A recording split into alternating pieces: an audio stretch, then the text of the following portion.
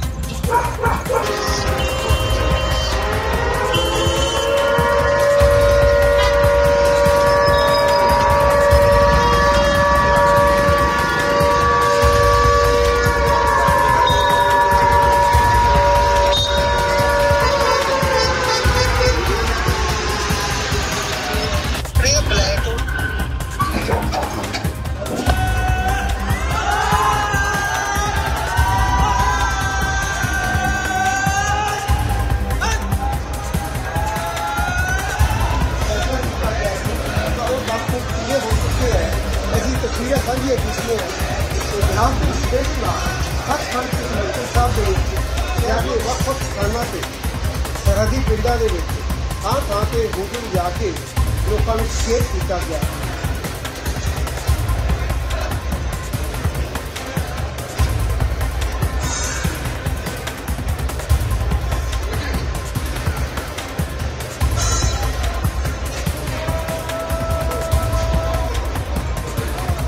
सरहदी पिंडा के थां थां से वोटिंग जाके लोगों को शेयर किया गया।